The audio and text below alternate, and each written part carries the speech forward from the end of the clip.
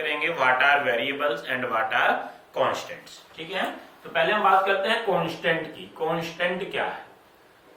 देखिए कांस्टेंट का मतलब है जो फिक्स हो, जिसकी वैल्यू हम घटा बढ़ा ना सकें। और मैथ्स में ऐसी चीज क्या है? काउंटिंग नंबर्स हैं, जिनको हम नेचुरल नंबर्स बोलते हैं, वो वास्तव में हमारे पास कांस्टेंट है। ठीक है, जिनकी वैल्यू को हम ना घटा सकते हैं ना बढ़ा सकते हैं। जैसे कि हमारे पास क्या है? काउंटिंग नंबर्स है।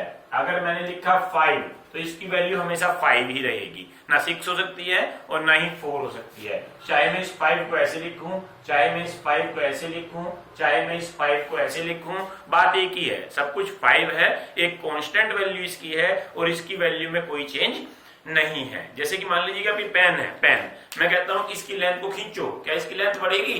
कभी नहीं बढ़ेगी। मतलब क्या है? ये कांस्टेंट है, इसकी जो लेंथ है वो कांस्टेंट है, हम इसको खींच के भी बढ़ा नहीं सकते हैं। ये फिक्स्ड कांस्टेंट लेंथ का है। अगर इसकी लेंथ में कहूं कि 5 इंचेज है तो ये 5 इंच ही है, आप इसको खींच के बढ़ा नहीं सकते हैं। ठीक है, दूसरी जो चीज है हमारे पास वो वेरिएबल। वेरिएबल देखिए, वेरिएबल बना है वेरिएशन से। वेरिएशन का मतलब है घटना बढ़ना, है ना। जिसकी लेंथ घट बढ़ सकती है, जिसकी वैल्यू मैथमेटिकल लैंग्वेज में हम कहें घट बढ़ सकती है, उसको हम बोलते हैं वेरिएबल। अगर मैं यही एक रबड़ बैंड ले लूं, रबड़ बैंड ले लूं तो क्या होगा? उसकी लेंथ को हम जितना खींचेंगे उतनी ही बढ़ती जाएगी, है ना। जितना हम छोड़ेंगे उतनी ही कम होती जाएगी। यानी इसकी लेंथ एक वेरिएबल है, डिपेंड करती है कि हम उसको कितना खींचते हैं कितना छोड़ते हैं। एक फिक्स लेंथ नहीं है, है ना। जितना हम खींचेंगे उतनी बढ़ जाएगी, जितना हम छोड़ेंगे उतनी घट जाएगी। हाँ, इनिशियल पोजीशन में एक फिक्स लेंथ होगी, इनिशियल पोजीशन में एक फिक्स लेंथ। देखिए ये रबड़ बैंड हमारे पास, ये ना अब इसकी लेंथ इतनी सी है ना। फिर हमने क्या किया? इसको खींचना स्टार्ट किया, बढ़ गई, और खींचा और बढ़ गई, और खींचा और बढ़ गई। ठीक है, फिर छोड़ा फिर घट गई, फिर छोड़ा फिर घट गई, और फिर छोड़ा और फिर घट गई। इसका मतलब इसकी लेंथ बार बार वेरी हो रही है, बदल रही है। वेरिएशन का मतलब बदलना। तो इसकी लेंथ है वेरिएबल। यानी वेरिएबल क्या है हमारे पास? Which can change their values, which can change their values. और क्योंकि ये वैल्यूज को चेंज कर सकते हैं इसलिए सिर्फ सिंबल है, नोटेशंस है। जैसे कि मैंने इसको कह दिया कि इस जो हमारे पास रबड़ बैंड है इसकी लेंथ x है, तो x क्या होगी? कभी x2 होगी, कभी x3 होगी, कभी x4 होगी, कभी x5 होगी। तो वास्तव में इसको हम या तो मोस्टली इंग्लिश या हिंदी अल्फाबेट्स या लेटर्स से रिप्रेजेंट करते हैं, x से लेके a से लेके और z तक जितने इंग्लिश अल्फाबेट्स हैं वो सारे यूज किए जाते हैं। इसके अलावा स्पेशल सिंबल्स हैं, जैसे इसको थीटा है, फाई है, अल्फा है, बीटा है, गामा है। ये सब वास्तव में हमारे पास as a variable symbol use किए जाते हैं। यानी वेरिएबल में हम या तो सिंबल्स या अल्फाबेट्स या स्पेशल कैरेक्टर यूज करते हैं जिनकी वैल्यूज घट बढ़ सकती है। ठीक है, अब अगर हम इन कांस्टेंट और वेरिएबल को आपस में मिला दें, कैसे मिला दें? कैसे मिला दें? फेविकोल से। किससे मिला दें? से नहीं, किससे मिलाना है? मैथमेटिकल ऑपरेशन से। यानी अगर हम इन दोनों को मिला दें, कंबाइंड कर दें, वेरिएबल को और कांस्टेंट को, यूजिंग एनी वन और मोर मैथमेटिकल ऑपरेशन, तो जो बनता है वो एल्जेब्रिक एक्सप्रेशन कहलाता है। एल्जेब्रिक एक्सप्रेशन यानी वास्तव में एल्जेब्रिक एक्सप्रेशन हमारे पास है क्या? combination of variable and constant, combination of variable and constant using one or more mathematical operation, mathematical fundamental operation, mathematical operation. तो जो बनता है हमारे पास दैट इज एल्जेब्रिक एक्सप्रेशन। जैसे मान लीजिए मैंने लिखा x + 5, ठीक है, तो यहाँ एक वेरिएबल और एक कांस्टेंट आपस में ऐड हुए हैं, यानी यहाँ जो ऑपरेशन लगा है वो एडिशन है, तो ये एक एल्जेब्रिक एक्सप्रेशन है। अगर मैं लिखता हूं 5x, yes this is also a mathematical algebraic expression. क्यों? 5 × x। अगर मैं लिखता हूं खाली x, yes this is also an algebraic expression. क्यों?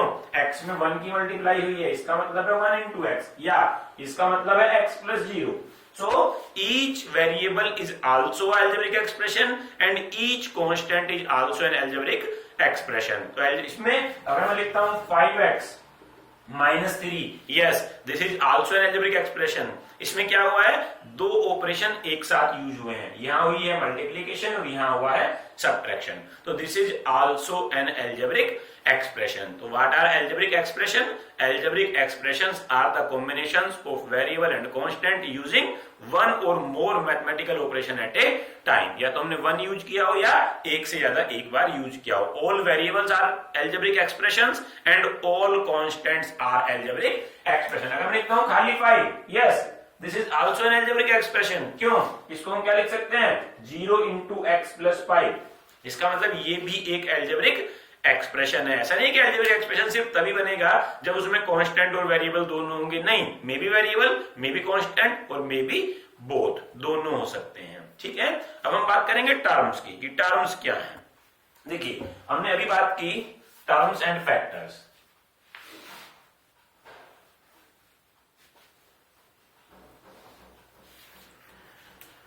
Terms and factors, terms and factors. ठीक है. देखिए, हमने अभी बात की कि जो एल्जेब्रिक एक्सप्रेशन है हमारे पास वो वेरिएबल, वन और मोर या कांस्टेंट, इनको प्लस या माइनस करने से बनता है. ठीक है. इसका मतलब अगर मैं क्रिएट करना चाहता हूं इसके पार्ट्स, जो एल्जेब्रिक एक्सप्रेशन है उसके जो पार्ट्स हैं जो प्लस और माइनस से सेपरेट हुए हैं, अगर मैं उनको अलग अलग कर दूं तो वो टर्म्स कहलाती हैं. जैसे अगर मान लीजिए मैंने यहां एल्जेब्रिक एक्सप्रेशन लिखा AE, ये मैंने लिखा 5x plus 7. ठीक है. तो इसमें देखिए दो हिस्से आपस में जुड़े हुए हैं, दो पार्ट इसके अलग अलग हैं. एक तो है मेरे पास 5x और एक है 7. तो ये दोनों टर्म है, ये दोनों अलग अलग टर्म्स हैं. एक टर्म है हमारे पास 5x और एक टर्म है 7. दोनों टर्म आपस में जुड़ गई हैं तो पूरा एल्जेब्रिक एक्सप्रेशन बन गया है. देखिए, टर्म्स ऑलवेज प्लस और माइनस से सेपरेट होती हैं, मल्टीप्लिकेशन और डिवीजन से सेपरेट नहीं होती. अगर मैं लिखता हूं दूसरा एल्जेब्रिक एक्सप्रेशन, ये एग्जांपल 1 था, ये एग्जांपल 2 है. मैंने दूसरा एल्जेब्रिक एक्सप्रेशन लिखा 3x. इसमें कितनी टर्म है? एक ही टर्म है, क्योंकि इसमें प्लस और माइनस नहीं है. Terms are separated by plus and minus only. इसका मतलब है 3 into x, और 3 into x एक ही टर्म है, दो टर्म नहीं है. तो इसमें एक ही टर्म है, only 3x. Terms are separated by plus and minus only. और लिखता हूं मैं एक एल्जेब्रिक एक्सप्रेशन, मैंने लिखा x/2. इसमें कितनी टर्म है? x plus 2 में कितनी टर्म है? दो टर्म है. एक टर्म है हमारे पास x और एक टर्म है 2. अगर मैं लिखता हूं x plus y minus 7, इसमें कितनी टर्म है? 3 है. जहां भी प्लस और माइनस आ गया वहीं दूसरी टर्म स्टार्ट हो जाती है. मल्टीपल और डिवीजन टर्म्स को सेपरेट नहीं करते हैं. ठीक है. अब जो टर्म मेरे पास बनी है, टर्म तो मैंने सेपरेट कर ली, वो टर्म कैसे बनी होगी? कुछ जो पर्टिकुलर कांस्टेंट और वेरिएबल हैं उनकी मल्टीप्लाई या डिवाइड से, प्लस माइनस से नहीं. टर्म कैसे बनी होगी? कुछ जो पर्टिकुलर वेरिएबल और कांस्टेंट हैं उनके मल्टीप्लीकेशन और डिवीजन से. तो जिस मल्टीप्लीकेशन से वो टर्म बनी है वो उसके फैक्टर कहलाते हैं. ठीक है. जैसे यहां देखिए, तो हमारे पास टर्म की बात, ये हमने किसकी बात की थी? टर्म की. अगर हम बात करते हैं फैक्टर की, फैक्टर क्या है? देखिए, फैक्टर जैसे मेरे पास यहाँ एक एल्जेब्रिक एक्सप्रेशन था, एल्जेब्रिक एक्सप्रेशन 5x plus 7. इसमें दो टर्म है. इसकी जो पहली टर्म है, फर्स्ट टर्म, वो 5x है. ये 5x कैसे बना? ये 5x कैसे बना? 5 की x में मल्टीप्लाई होके. तो इस 5x के फैक्टर हैं 5 into x. 5 into x ये फैक्टर कहलाते हैं. यानी term made by which product of the constant और variables are called the factors. ठीक है. ऐसी हमारे पास जो 7 है, इसकी दूसरी टर्म, सेकंड टर्म क्या है? 7. 7 क्योंकि कांस्टेंट है, ये 7 से ही बना है, यानी इसके फैक्टर 7 ही है. तो टर्म्स जो सेपरेट हुई हैं वो किन के प्रोडक्ट से बनी हैं उनको हम बोलते हैं फैक्टर. हाँ बोलिए. हमारे पास कोई एल्जेब्रिक एक्सप्रेशन है तो उसकी टर्म्स और फैक्टर को हम एक साथ रिप्रेजेंट कर सकते हैं और उसको बोलते हैं फैक्टर ट्री.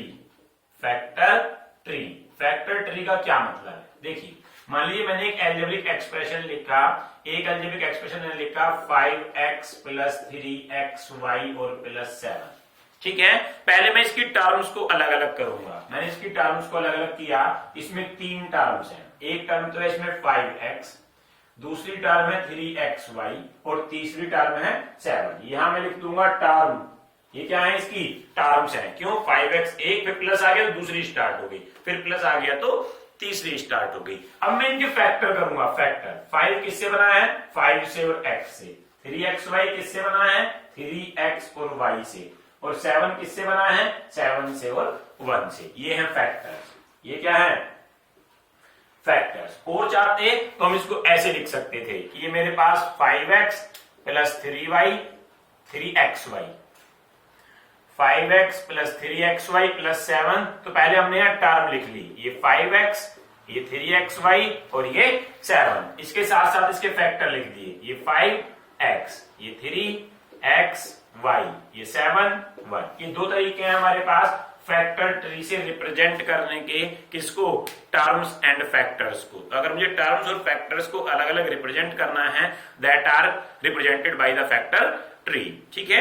अगर हमारे पास टर्म्स में माइनस आया हुआ है या दो सेम वेरिएबल की मल्टीप्लाई है, देखिए हालांकि आप ही पढ़ेंगे उसमें एक्सपोनेंट एंड पावर में, लेकिन यह जरूरत पड़ेगी इसलिए बता देते हैं कि मान लीजिए मेरे पास मुझे एक टर्म बनानी है, एक टर्म मैंने क्या कहा कि मुझे एक टर्म बनानी है x की x में मल्टीप्लाई करके, दोनों वेरिएबल हैं, दोनों वेरिएबल हैं। तो ये क्या बनाएगा?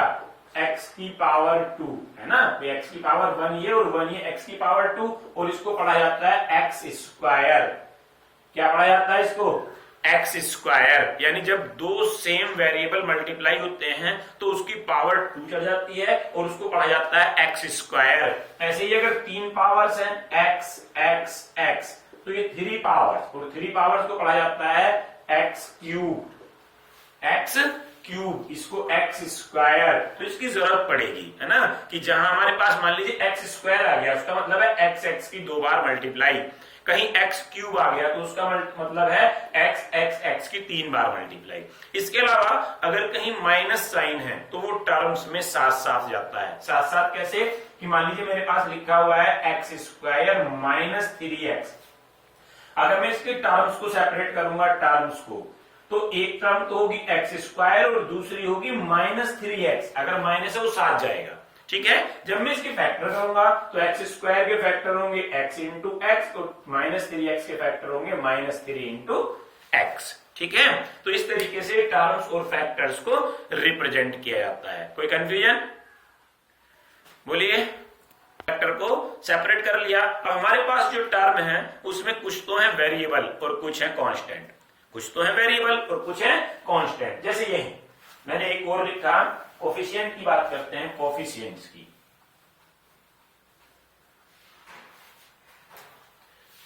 कोएफिशिएंट्स। ठीक है। मान लीजिए मैंने कोई भी एक एल्जेब्रिक एक्सप्रेशन लिखा, 3x स्क्वायर प्लस 5xy। ठीक है। ये एक एल्जेब्रिक एक्सप्रेशन है। मैंने इसकी टर्म्स को अलग अलग किया। क्या क्या टर्म्स होंगी इसकी? ये होगी 3x स्क्वायर और ये होगी हमारे पास 5xy। मैंने इसके फैक्टर कर दिए। 3x स्क्वायर के फैक्टर क्या हुए? 3 into x into x. 5xy के फैक्टर क्या हुए? ये फैक्टर्स है। ठीक है। 5 इंटू एक्स इंटू वाई। अब जहां हमने फैक्टर किए हैं वहां हमारे पास कुछ तो है वेरिएबल और कुछ है कांस्टेंट। जैसे ये x वेरिएबल, ये x वेरिएबल, लेकिन ये 3 कांस्टेंट है। इधर ये x वेरिएबल, ये y वेरिएबल, लेकिन ये 5 कांस्टेंट है। ये क्या है? कांस्टेंट। ये भी क्या है? कांस्टेंट। ठीक है।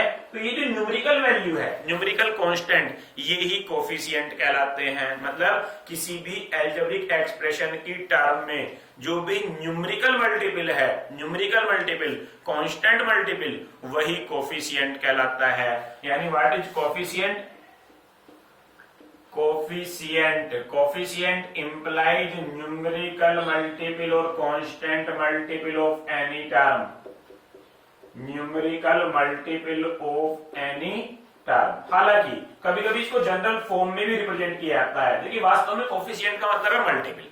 जिसका पूछा जा रहा है उसको छोड़ के उसमें किसकी मल्टीप्लाई है। जैसे यहां तो हमने न्यूमेरिकल मल्टीपल की बात की है। जैसे अगर मैं लिखता हूं 3xy, तो इसमें डिफरेंट तरीके से कोफिशिएंट पूछे जा सकते हैं। अगर सिर्फ कोफिशिएंट पूछा जाए, अगर सिर्फ कोफिशिएंट पूछा जाए तो इसका मतलब ऑलवेज न्यूमेरिकल कोफिशिएंट होता है एंड दैट इज 3।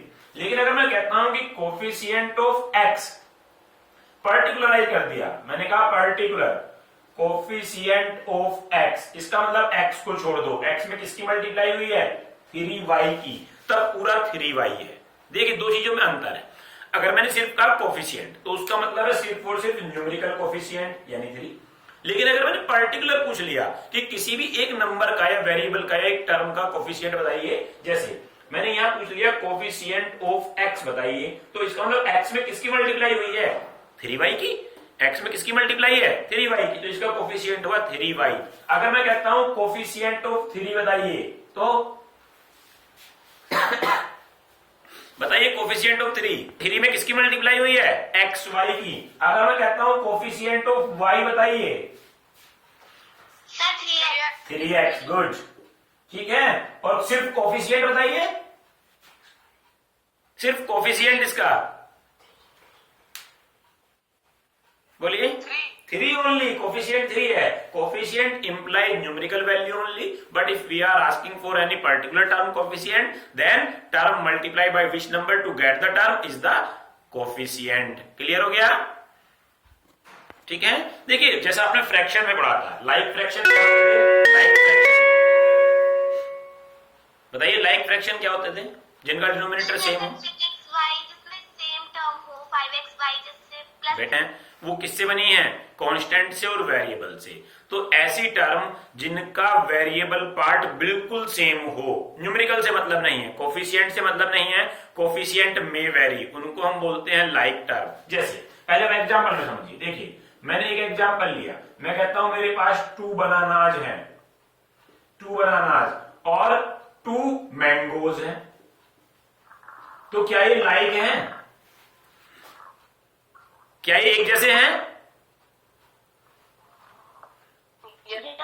नहीं है, क्योंकि बनाना और mangoes are two different things, quantity से फर्क नहीं पड़ता है। भाई लाइक कब होंगे, जब दो या तो दोनों बनानाज होंगे या दोनों मैंगोज होंगे। मैंने कहा 2 बनानाज है और 2 मैंगोज है, तो क्या हुआ, न्यूमेरिकल क्वांटिटी हालांकि सेम है, दोनों के हमने 2-2 पीस लिए हैं, लेकिन दोनों की स्ट्रक्चर दोनों सेम टाइप के नहीं है, इसलिए लाइक नहीं है। इसका मतलब ये अनलाइक है। अगर लाइक नहीं है तो कैसे हैं। लेकिन अगर मैं लिखता हूं 3 बनानाज और 10 बनानाज, अब क्या हुआ, सेम है या नहीं है, लाइक है। क्यों, बनानाज से मतलब है क्वांटिटी से नहीं, क्वांटिटी तो कितनी भी हो सकती है, यानी लाइक में हम सिर्फ और सिर्फ वेरिएबल टर्म को देखते हैं, जो न्यूमेरिकल है तो क्वांटिटी है, क्वांटिटी से लाइक अनलाइक का कोई मतलब नहीं है। हमने आइटम क्या लिया है उससे मतलब है, कितनी क्वांटिटी में लिया है उससे मतलब नहीं है। मैं कहता हूं राम है, राम के पास 2 केले हैं और श्याम के पास 3 केले हैं, तो बताइए दोनों के पास सेम फ्रूट है या नहीं है, क्वांटिटी वाली डिफरेंट हो, फल तो दोनों के पास सेम है। लेकिन अगर मैं कहता हूं कि ये श्याम है, यहां श्याम और मोहन है, अच्छा यहाँ राम और श्याम थे, ये क्या थे, राम और श्याम, तो यहाँ सीता और गीता कर देते हैं, है ना। ये सीता है हमारे पास, सीता के पास हमारे पास 2 मैंगोज है, और गीता के पास क्या है, 2 बनानाज है, तो क्या दोनों के पास सेम टाइप ऑफ फ्रूट है, नहीं है, क्वांटिटी सेम है। क्वांटिटी से कुछ नहीं होता, लाइक कब होंगे, जब दोनों के पास सेम टाइप ऑफ फ्रूट हो। ऐसा ही अलजेब्रा में है, जहां हमारे पास same type of variable expressions हो, that are only like terms. Constant कुछ भी हो, that is a quantity, constant तो क्या है, क्वांटिटी है, ठीक है। और अदरवाइज अनलाइक, तो terms having same variable, terms having same variable part, है ना, जिस टर्म के सेम वेरिएबल पार्ट हैं, दैट आर लाइक टर्म्स। जैसे मैंने यहां लिखा -3xy, यहां लिखा 2xy और यहां लिखा 5yx, 5yx, बताइए लाइक टर्म है या नहीं है, तीनों। मैंने 3 टर्म लिखी, लाइक है या नहीं है, लाइक है तीनों। क्यों, इसका न्यूमेरिकल, इसका कॉपी वो क्या है, वेरिएबल पार्ट xy, इसका वेरिएबल पार्ट xy, इसका वेरिएबल पार्ट yx, पर बोथ आर सेम, xy और yx both are same, multiply है। तो देखिए xy का मतलब क्या है, x into y, xy का मतलब क्या है, x into y, और yx का मतलब क्या है, y इंटू एक्स, ये भी तो x इंटू वाई हुआ, प्रोडक्ट इज कम्यूटेटिव, यानी दो चीज से कोई फर्क नहीं पड़ता लाइक टर्म में। क्या? एक तो ऑर्डर चेंज होने से, अगर एक ही टर्म में वेरिएबल के ऑर्डर चेंज हैं तो कोई फर्क नहीं पड़ता, एक्स वाई लिखे या वाई एक्स लिखे, पहली बात। दूसरी बात, न्यूमेरिकल क्वांटिटी से कोई फर्क नहीं पड़ता, दो चीज ध्यान रखनी है। लेकिन पावर से फर्क पड़ता है, power must be same of that particular variable. Example 2, ये एग्जाम्पल 1 है, ये है एग्जाम्पल 2। मैंने लिखा 3x² y और 3xy²। बताइए लाइक टर्म है या नहीं है? वेरिएबल पार्ट है x² y, x² y के फैक्टर क्या है? x 2 बार, y 1 बार। फिर ये है xy², xy² के फैक्टर क्या है? x 1 बार, y 2 बार। तो क्या ये सेम है? क्या x और y सेम होते हैं? नहीं होते। पावर पे ध्यान लगा, पावर पे भी ध्यान लगाना है। यहाँ x की पावर कितनी है? 2, यहाँ x की पावर कितनी है? 1। लाइक कैसे हो जाएगा?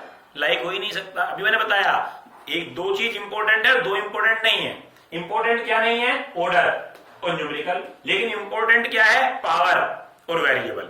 जो वेरिएबल है उसकी जितनी पावर है, दूसरी टर्म में भी उसी वेरिएबल की उतनी पावर होनी चाहिए। यहाँ ऑर्डर चेंज नहीं हुआ है, पावर चेंज हुई है, और पावर चेंज होने के बाद टर्म्स लाइक नहीं रहती हैं।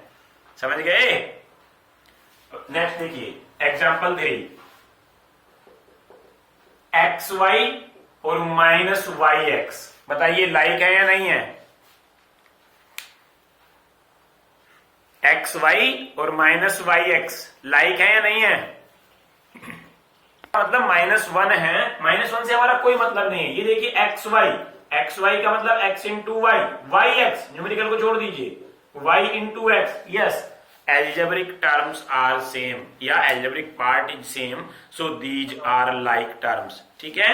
और जो like ना हो, एग्जाम्पल 4 मैंने लिखा 5m² n, 5mn²। बताइए लाइक कौन सी लाइक है, कौन सी लाइक नहीं है? कोई लाइक है इसमें?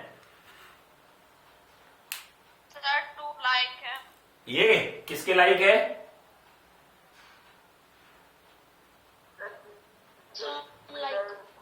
अरे लाइक की कोई पेयर है इसमें? लाइक की कोई पेयर अनलाइक है। समझ गए? जो भी लाइक की पेयर नहीं बना रही है मतलब देखिए ये दो अगर हम लें सेम नहीं है, ये दो लें वो भी सेम नहीं है, ये दो लें वो भी सेम नहीं है, यानी सारी पेयर अनलाइक की हैं। समझ गए? समझ गए? डिफरेंट टर्म से बनता है ना?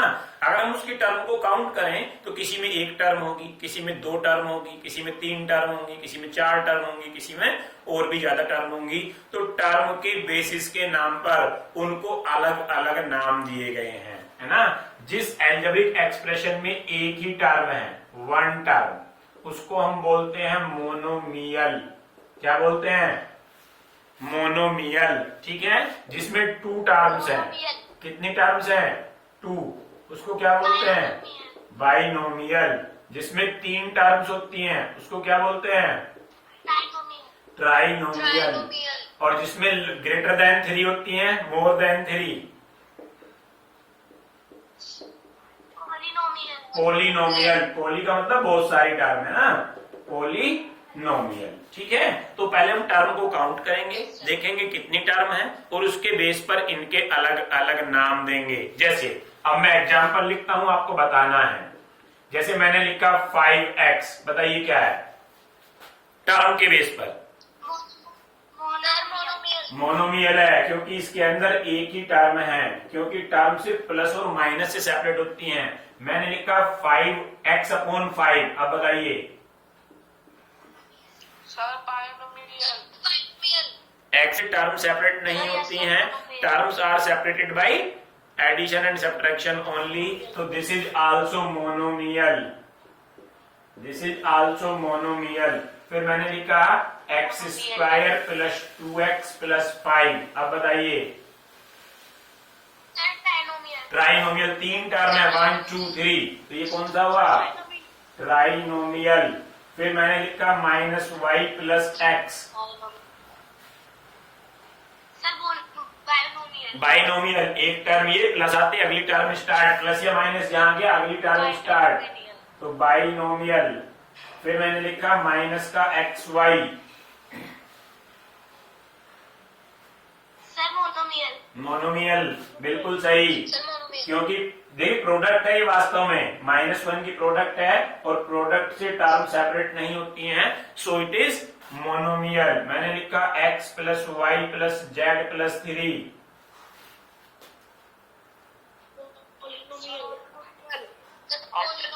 पॉलिनोमियल। इसमें भी मोर देन 3 आ गया, वो सारे क्या हैं? पॉलिनोमियल हैं। वो सारे क्या है? पॉली का मतलब बहुत सारे, नोमियल का मतलब टर्म, तो जिसमें बहुत सारी टर्म है उसको हम बोलते हैं पॉलिनोमियल। ठीक है। 5 देखिए एक्सरसाइज 12.1, सेम यही पूछा है।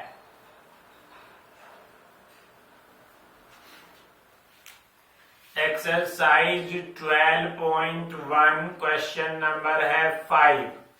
ठीक है। पूछा है classify into monomial, binomial and trinomial. First part है, जैसे फर्स्ट है 4y माइनस 7z, बताइए क्या होगा? सर बाइनोमियल बाइनोमियल, गुड, क्योंकि 2 टर्म्स हैं। आप अपनी बुक में देखिए, मैं वहीं पढ़ूंगा, वहीं से बताते रहना। y square second part, sir monomial monomial है, गुड, एक ही टर्म है। थर्ड बताइए x plus y minus x y, trinomial है। फोर्थ पार्ट बताइए, फोर्थ 100 क्या है? सर मोनोमियल मोनोमियल है, एक ही टर्म है, कांस्टेंट टर्म है ना। फिर बताइए fifth A B minus A minus B, trinomial, good. Six बताइए 5 माइनस 3t, बाइनोमियल। फिर सेवंथ बताइए 4p square q minus 4p Q square, sir binomial binomial. Eight बताइए 7mn, 8 monomial 7mn, monomial mono होगा, tri नहीं, क्यों? क्योंकि product multiply है और मल्टीप्लाई में टर्म सेपरेट नहीं होती हैं। नाइन्थ बताइए z square minus 3z plus 8, trinomial. 10th बताइए a square plus b square, binomial. Z square plus z, binomial. 12th बताइए 1 प्लस एक्स स्क्वायर, ट्राइनोमियल। ठीक है। 6 देखिए state whether a given pair of terms is of like और unlike. इसमें आपको like और unlike बताना है 6 वाले में। 6 देखिए, पहले आसान वाले कर लीजिए, बाकी सब कराऊंगा उससे पहले भी। ये तो आपको रेड रेड आए इसलिए पहले करा रहा हूं। फर्स्ट पार्ट है 1 and 100, बताइए लाइक है या अनलाइक है? लाइक है, क्योंकि दोनों कांस्टेंट हैं, यानी x दोनों में है ही नहीं, तो लाइक ही तो हुआ। सारे कांस्टेंट लाइक होते हैं। सेकंड बताइए, सेकंड -7/2x 5/2x, ये भी लाइक है, क्योंकि हमें वेरिएबल से मतलब है, और वेरिएबल दोनों में क्या है? x। कांस्टेंट कुछ भी हो, कांस्टेंट से हमारा कोई मतलब नहीं है। ठीक है। थर्ड देखिए, थर्ड -29x माइनस 29y, बताइए लाइक है अनलाइक है? अनलाइक है, क्योंकि यहाँ कांस्टेंट सेम है, कांस्टेंट से कुछ नहीं होता। लाइक और unlike depends on the variable part. ऐसे ही फोर्थ बताइए, फोर्थ 14xy और 42yx, लाइक है, बिल्कुल गुड, क्योंकि यहाँ भी xy और यहाँ yx both are same thing. फिर बताइए फिफ्थ है 4m स्क्वायर p और 4mp स्क्वायर, इसको बताइए अनलाइक है, क्योंकि पावर सेम नहीं है ना। 6 बताइए, 6 12xz 12x square z square, unlike है, because powers are not same. ऐसे ही आपको नेक्स्ट वाला पार्ट करने की कोशिश करना, हो जाएगा तो बेटर है। बाकी क्वेश्चंस नेक्स्ट क्लास में हम सॉल्व करवाएंगे, ठीक है।